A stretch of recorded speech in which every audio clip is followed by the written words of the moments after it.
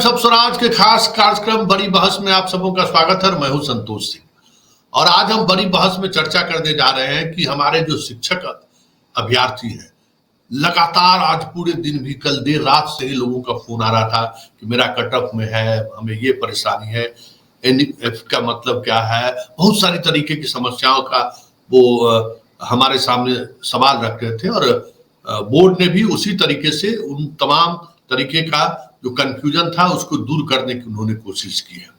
बहुत सारी कंफ्यूजन दूर भी हुए हैं। कंप्यूटर शिक्षकों को लेकर जो प्रॉब्लम है उस पर भी जांच शुरू हो गई है। 2023 के एसटीईटी को लेकर जो बातें आई हैं उस पर भी जांच चल रही है। मतलब देर से ही सही, मेरा ये मानना है कि आयोग ने वो तमाम ऐसी बातें पब्लिक डोमेन में रखने की कोशिश उन्होंने की है जिनको लेकर हम लोगों ने सवाल खड़े किए। हमारे साथ दिलीप जुड़ रहे हैं, कल भी आंदोलन में थे, आज भी आंदोलन में है। हम इनसे जानना चाहते हैं कि हमारे पास जो खबरों के माध्यम से जिनसे हमारी बातचीत होती है, जो हमें मैसेज करता है, उन तक हम अपनी बातों को हम आयोग के पास, शिक्षा विभाग के पास हम अपने तरीके से पहुंचाते रहते हैं। उसका क्या समाधान निकल सकता है उस पर बातचीत होती है। उसके बीच का रास्ता कैसे निकले, ये कंफ्यूजन कहाँ है, ये चीजें भी वहां पहुंचती है। हम लोगों का, मीडिया का काम ही यही है कि हम उन तक आपकी बातों को पहुंचाएं। दिलीप भी अपने प्लेटफॉर्म से उसी तरीके से आपकी बात को उठा रहा है, बरसों से उठा रहा है। तो अब हम दिलीप से समझना चाहेंगे कि दिलीप, अब छात्रों के बीच क्या समस्या रह गई है, अब क्या ऐसा डिमांड है जो छात्र चाहते हैं, क्योंकि हर ऐसे कंफ्यूजन को देर से ही सही कट ऑफ मार्क्स जारी कर दिया उन्होंने। जो एनबी करके जो लिखा हुआ था उसका भी उन्होंने आज क्लियर दे दिया कि भाई जो पहले ही महिला का कोटा जनरल में अगर पूरा हो गया है उतना, तो फिर उसके लिए से कट ऑफ मार्क्स निकालने की हमको जरूरत नहीं पड़ी, इसलिए उसका ये मतलब है। उसकी भी उन्होंने स्पष्टता के साथ कर दी। कंप्यूटर शिक्षा जो समस्याएं हैं उस पर भी कर दी कि हम उस पर जांच कर रहे हैं। डेट ऑफ बर्थ को लेकर जो प्रॉब्लम है उसको लेकर भी उन्होंने कहा कि हम सारी चीजें स्पष्टता के साथ आज देर रात तक अपलोड कर देंगे। अब और कोई समस्या ऐसी बची है जिसको लेकर आप आंदोलन चलाइए और हम लोग मीडिया के माध्यम से बोर्ड के अध्यक्ष पर दबाव बनाए रखें? नहीं, मामला तो सबसे बड़ा यही था कि फर्जी बहाली नहीं हो, फर्जी डॉक्यूमेंट्स पे बहाली नहीं हो और इसकी जांच जो है अच्छे से की जाए। सबसे पहला मुद्दा यही था, सबसे पहली मांग यही थी कि फर्जी सर्टिफिकेट पे कोई बहाल ना हो। और उसके बाद दूसरी मांग यह है कि अगर सीटें खाली रहती है तो फिर द्वितीय लिस्ट जारी किया जाए, मेरिट का काउंसलिंग करवाया जाए उसका। अगर अभ्यर्थी योग्य है, योग्यता रखते हैं, विज्ञापन की शर्तों का पालन करते हैं, तो फिर उनको नौकरी दिया जाए। अगले बहाली में उस सीट को न जोड़ा जाए, पहले इसमें नौकरी दी जाए। अगर अभ्यर्थी योग्य नहीं है तो फिर कोई बात ही नहीं है। जैसे बहुत सारे सब्जेक्ट्स में सीट से कम अभ्यर्थी शामिल हुए, तो इस तरह की बातें भी है। तो गुणवत्तापूर्ण शिक्षा के साथ कोई समझौता भी नहीं होना चाहिए, विज्ञापन के शर्तों का पालन भी होना चाहिए और किसी भी तरह का फर्जीवाड़ा नहीं होना चाहिए। हम लोगों की मांग रही है शुरू से। और गुणवत्तापूर्ण शिक्षा के लिए तो हम पिछले 7-8 साल से लड़ रहे हैं। धांधली सेटिंग रोकने के लिए, फर्जीवाड़ा रोकने के लिए, पेपर लीक के खिलाफ हम 7-8 साल से लड़ाई लड़ रहे हैं।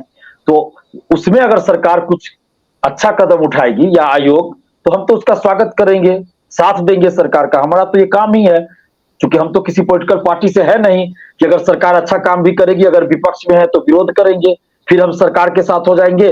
तो कुछ गलत भी सरकार करेगी तो कहेंगे नहीं अच्छा काम हो रहा है। तो हम तो ऐसा नहीं कर सकते हैं। हमारा जो धर्म है उस धर्म का हम पालन करें और हमारा धर्म है कि छात्र युवाओं के साथ अगर कहीं गलत हो रहा है तो उस गलत का विरोध करें और न्याय के लिए सरकार से गुहार लगाए, न्याय के लिए सरकार और भर्ती आयोग के सामने अपनी बातों को रखे, चाहे वो आंदोलन के माध्यम से हो, मीडिया के माध्यम से हो, सोशल साइट्स के माध्यम से हो। तो हम वही कर रहे हैं। अच्छा, ये विकलांग और स्वतंत्रता सेनानी दो के रिजर्वेशन को लेकर सवाल खड़े किए गए। अभी अतुल प्रसाद थोड़ी देर पहले ट्वीट करके उन्होंने कहा है कि उसका भी हम कट ऑफ मार्क्स जारी कर देते हैं। ऐसा नहीं है कि उनको उनका आरक्षण का लाभ नहीं मिला है, लाभ मिला है। हम अब वो लोग भी डिमांड कर रहे हैं तो हम उन तक अपना वो कट ऑफ मार्क्स हम जारी कर देते हैं।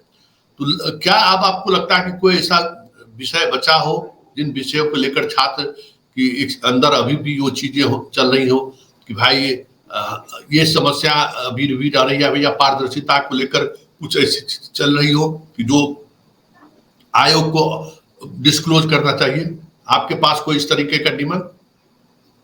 देखिए, अभी कुछ अभ्यर्थी बता रहे हैं कि कट ऑफ मार्क्स जारी होने के बाद वो बता रहे हैं कि कट ऑफ से उनका कोई बता रहे हैं 4 नंबर, कोई बोल रहे हैं 5 नंबर ज्यादा आ रहा है, क्योंकि ओएमआर सीट अपलोड कर दिया गया था। तो उसके अनुसार वो बता रहे हैं कि 5 नंबर, कोई बता रहे हैं 4 नंबर मेरा कट ऑफ से ज्यादा है, फिर भी मेरा रिजल्ट नहीं है।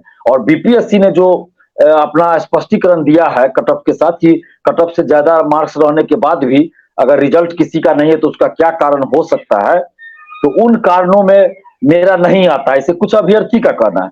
तो मैंने उनसे यही कहा कि आप मार्क्स जारी होने दीजिए बीपीएससी का, क्योंकि कई बार ऐसा होता है कि अभ्यर्थी को ओएमआर सीट भी दे दिया गया है, हो सकता है 3-4 क्वेश्चन का आंसर इधर उधर हो, तो इसके वजह से हो रहा होगा ऐसा। तो जब तक मार्क्स जारी नहीं होता है तब तक हम ये नहीं कह सकते हैं कि कट ऑफ से ज्यादा मार्क्स है और उनका सिलेक्शन नहीं हुआ है। तो पहले मार्क्स जारी हो जाने दिया जाए। आज तो वो भी जी, आज रात तक जी मार्क्स जारी होने वाला था, हो सकता है अभी हो गया होगा या हो जाएगा मार्क्स जारी।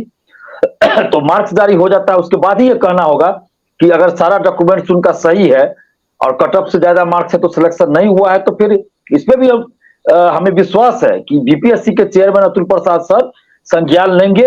और उन्होंने तो पूरा ये कहा है कि जहां भी हमारे अधिकार क्षेत्र की बात है और अभ्यर्थियों को कोई समस्या है तो हम उस पर विचार करेंगे, उस समस्या का समाधान हम करेंगे और उसका हर चीज का हम स्पष्टीकरण देंगे। हमको कोई दिक्कत नहीं है। दिक्कत यहाँ शिक्षा विभाग के द्वारा क्रिएट किया गया था और जिसके लिए हम लोग चेयरमैन सर से मिलकर अतुल प्रसाद सर से हमने कहा था कि आप अपने स्तर से भी प्रयास कीजिए कि शिक्षा विभाग के अधिकारियों से बात कीजिए और जो वाटर मार्क वाली समस्या थी उसको दूर कीजिए। और आज एक विषय कॉम्बिनेशन को भी लेकर भी था, सब्जेक्ट कॉम्बिनेशन को लेकर। कल तक क्या हुआ था कि जिसका सब्जेक्ट कॉम्बिनेशन विज्ञापन के अनुसार नहीं है उसको भी ज्वाइनिंग लेटर दे दिया गया। लेकिन आज हमें कुछ अभ्यर्थी फोन करके बताए हैं कि उनको काउंसलिंग के बाद बाहर कर दिया गया। बहुत को तो काउंसलिंग में पास कर दिया गया, लेकिन उनको जो प्रशिक्षण में भेजा गया था वहां से उनको वापस कर दिया गया। क्यों? क्योंकि उनका सब्जेक्ट कॉम्बिनेशन विज्ञापन के अनुसार नहीं था। तो ऐसे कुछ अभ्यर्थी हमें आज फोन किए हैं कि उनको प्रशिक्षण केंद्र से वापस कर दिया गया, जबकि उनके पास काउंसलिंग के बाद जो लेटर जारी होता है वो लेटर था। तो ये तो बहुत अच्छी बात हुई कि कल तक जब हम लोगों ने आपने भी साथ दिया, आवाज उठाई लगातार, और कल जो आंदोलन हुआ तो इस पे संज्ञान लिया गया। यही तो हम लोग चाहते हैं। तो अच्छी बात है, ये अच्छी शुरुआत हुई है, इसका हम स्वागत करते हैं कि कम से कम अब तो सरकार जगी, शिक्षा विभाग जगा। तो अभी भी एक मांग है कि जो बहाल हो चुके हैं, जो प्रशिक्षण में जिनको भेज दिया गया, उनकी भी सर्टिफिकेट की जांच की जाए। माने जितने लोग अभी तक आ चुके हैं, समस्या हो गया, वाटर मार्क को लेकर ही समस्या हुई थी। तो वाटर अब जो चेयरमैन सर ने कहा था कल कि हम शिक्षा विभाग के अधिकारियों से शाम तक वार्ता करेंगे इस मुद्दे पे, तो उन्होंने वार्ता किया होगा और शिक्षा विभाग ने अपने जहां जहां काउंसलिंग हो रहा है वहां निर्देश दिया होगा सब्जेक्ट कॉम्बिनेशन को लेकर और एसटीईटी सर्टिफिकेट को लेकर और वाटर मार्क से संबंधित बातों को लेकर। तो अब लगता है कि सर्टिफिकेट की जांच अच्छे से हो रही है। अब ऐसा लगता है, दरभंगा के एक सेंटर पे हम गए थे एमएलए अकेडमी में, तो वहां जो ये सब चीज का जांच कर रहे थे, पता नहीं वो शिक्षक थे क्या थे नहीं पता, लेकिन हम ही को बोल रहे हैं कि नेता मत बनिए, आप नेतागिरी मत कीजिए।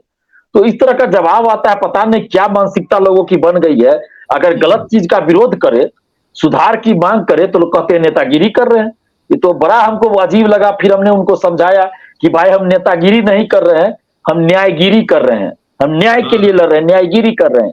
अगर आपको ये नेतागिरी लगता है तो ठीक है, गांधी जी भी नेतागिरी कर रहे थे, सुभाष चंद्र बोस भी नेतागिरी कर रहे थे। जब तक नेतागिरी नहीं होगा तो कोई देश या कोई राज्य चलेगा क्या? नहीं चलेगा। तो चुप हो गए। तो हम कहे चलिए, हो सकता है ये मानसिकता है, लोगों को बोलने का तरीका है कि कोई कुछ अगर बोल रहे हैं सही चीज तो उनको नेता मान लिया जाता है। नहीं, देखो दिलीप, अतुल प्रसाद को इतनी क्रेडिट तो देनी चाहिए कि हर ऐसे इश्यूज को लेकर उन्होंने स्पष्टता के साथ अपनी बात को रखा है। पहले वाली स्थिति नहीं, बिल्कुल, ये इतने बड़े स्तर पर बहाली भी नहीं हुई थी कभी, लेकिन स्पष्टता के साथ वो हर ऐसे सवाल का उन्होंने जवाब दिया है।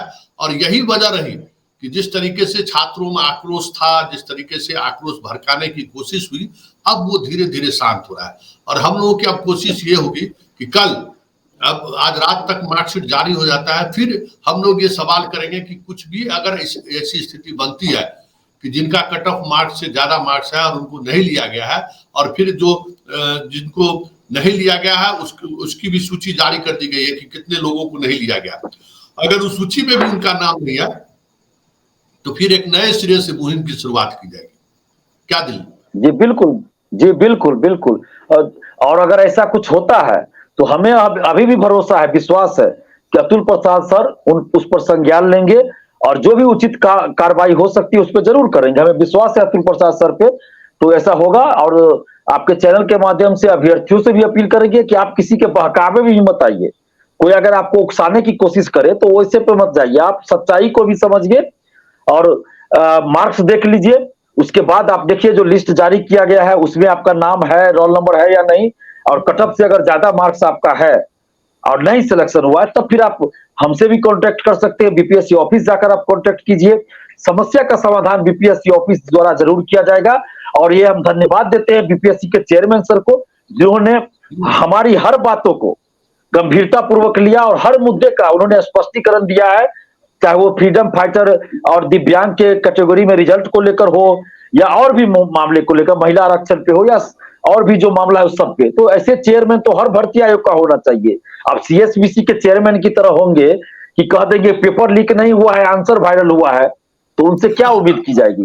तो इसलिए बिहार जैसे राज्य में जहां की कोई भर्ती आयोग का चेयरमैन अभ्यर्थी से नहीं मिलते, मीडिया से नहीं मिलते, मीडिया के सवालों का जवाब नहीं देते, हम लोगों से नहीं मिलते, वहां पे अगर कोई अतुल प्रसाद जैसे लोग अगर मिल रहे हैं, बातों को सुन रहे हैं, सोशल साइट पे भी कोई अगर आवाज उठा रहे हैं तो उनका जवाब दे रहे थे, बहुत बड़ी बात है। हम धन्यवाद देते हैं उनको, और ऐसे चेयरमैन हर भर्ती आयोग का होना चाहिए। सही बात है। चलिए, बहुत बहुत धन्यवाद। दिलीप हमारे साथ जुड़े थे और हमारी कोशिश है कि अब कुछ चीजें बची हुई हैं, बहुत सारी चीजें स्पष्टता के साथ आ गई है। फिर भी अगर आपको तनिक भी लगता है कि मामले में कुछ न कुछ गड़बड़ी हुई है, हम लोग भी महा घोटाला चला रहे थे, महाबहाली में महा घोटाला कह के चला रहे थे, लेकिन धीरे धीरे चीजें स्पष्टता के साथ सामने आ रही हैं। कोई समस्या आपके पास अभी भी हो तो आप फौरन आप हमारे YouTube चैनल पर आपकी प्रतिक्रिया को हम पढ़ते हैं, आप प्रतिक्रिया व्यक्त कीजिए। हमारे व्हाट्सएप नंबर पर आप मैसेज कीजिए, हजारों स्टूडेंट कर रहे हैं, आप भी मैसेज करिए, आपके मैसेज का समाधान निकलेगा। आप निश्चिंत रहिए, आपके साथ अनजस्टिस नहीं होगा। टाइम्स ऑफ स्वराज आपके साथ खड़ा है। नमस्कार। बड़ी बहस में बस इतना ही, फिर किसी नए मुद्दों के साथ हमारी आपकी मुलाकात होगी। फिलहाल हमें इजाजत दीजिए। नमस्कार।